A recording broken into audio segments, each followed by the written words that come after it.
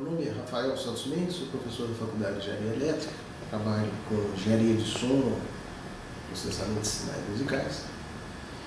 E nessa discussão sobre ciência e arte, né, interseções, conexões, eu gostaria de falar sobre timbre, que é um assunto muito típico ainda dessa área do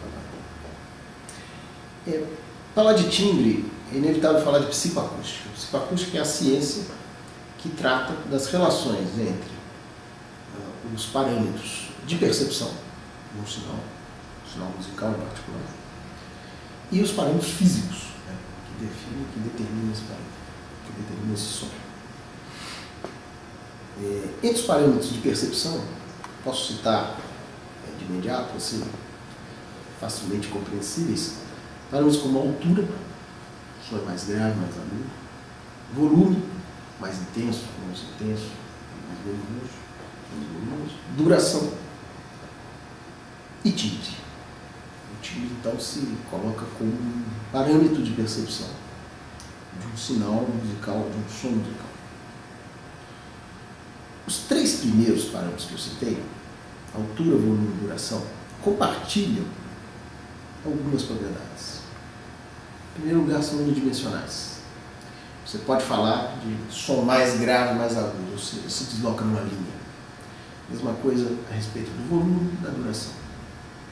São também preditíveis, eles podem ser preditos de alguma maneira.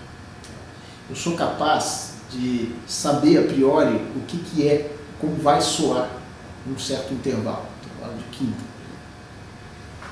Então, eu tenho uma possibilidade de predizer esses sons. E eu posso reconhecê-los em contextos muito variados. Finalmente, eles têm uma notação.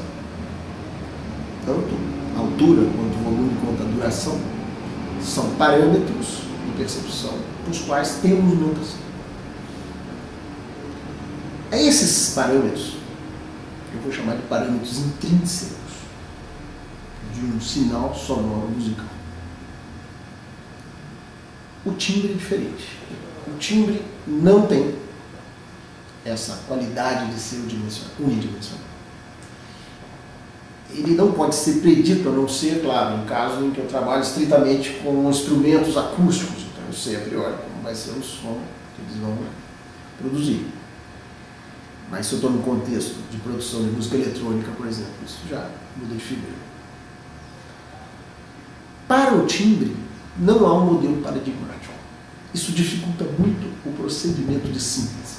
A síntese de sinais musicais, coisa que hoje é feita com recursos variados, eletrônicos, computacionais, etc., carece de um paradigma, de um modelo que pudesse nos fazer produzir isso de uma maneira controlada e que, de alguma maneira, nos levasse àquelas propriedades que eu citei anteriormente.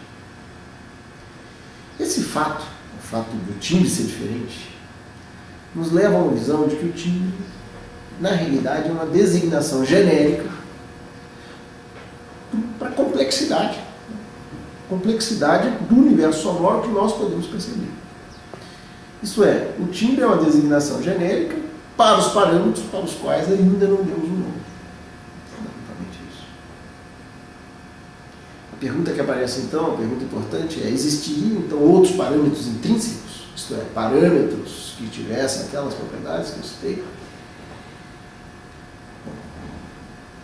Antes de continuar essa discussão, eu queria aqui fazer uma citação, quer dizer, a partir da seguinte pergunta: por que essa questão é importante? Essa questão dos parâmetros intrínsecos. Eu cito aqui, então, um sociólogo alemão chamado Norbert Elias, século XX, que escreveu um livro muito interessante sobre Mozart, sobre a vida de Mozart, chamado Mozart e a Sociologia de um Gênio. E o Elias, nesse livro, ele faz uma digressão sobre a produção, a criação artística. Ele, nessa digressão, ele dá uma grande importância ao papel do sonho na geração de fantasias inovadoras. Ele começa pelo sonho. O que vai tornar uma fantasia, gerada por um sonho em uma obra de arte, é o fato dela poder ser despertada em muitas pessoas. Então, de alguma forma, é coletivizado. A grande dificuldade para o Elias está justamente em cruzar a ponte entre uma fantasia privada, que só interessa a quem a produziu, e aquela que ele chama de desprivatizada. Esse passo é dado pela capacidade de subordinar o poder da fantasia às regularidades intrínsecas do material. A criação desse fluxo de fantasias por meio do material deve ser feito sem perder a espontaneidade, o dinamismo e a força inovadora. Para isso é necessária uma grande intimidade com as regularidades intrínsecas do material sonoro. É necessário também treinamento em relação à sua manipulação. E, finalmente, um grande conhecimento de suas propriedades. Claro que tudo isso traz um risco de enfraquecimento da fantasia e de perda da espontaneidade. É um risco. E há aqui, segundo Elias, um conflito fundamental entre o nosso lado animal, sensível aos impulsos associados às fantasias, e o nosso lado racional, sensível às regularidades intrínsecas do material. A reconciliação entre esses dois aspectos é uma condição fundamental da existência do músico, da existência do artista. A fusão entre o fluxo elementar das fantasias com o fluxo dos conhecimentos é, em parte, a resolução desse conflito. A conexão dessa visão com a questão da percepção, dos parâmetros de percepção, sobre os quais eu estava discutindo anteriormente, eu acho que pode ser resumida assim.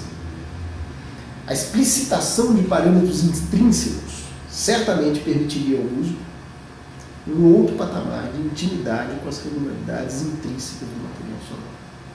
Ou seja, essa importância que o Elias dá a essa intimidade, ela pode ser, de certa forma, refinada, pode haver algum progresso na medida em que conseguimos explicitar outros parâmetros de percepção que tenham aquelas propriedades que o Elias tem. E é nesse ponto que eu acho que a ciência se encontra com a arte, ou seja, é nesse ponto que nós temos uma conexão, nesse ponto que é algo compartilhado. Porque os conhecimentos científicos em áreas relacionadas ao funcionamento da nossa percepção, fisiologia do ouvido, como funciona o ouvido, como funciona o nosso cérebro, a neurologia, e as técnicas de processamento de sinais, podem, a meu ver, levar a essa explicitação. E mais ainda, podem levar à síntese de sons que respondam às expectativas dos músicos, que os permitam de exercer sua fantasia em outro patamar de intimidade com o material, e que façam uma música que ainda não foi feita.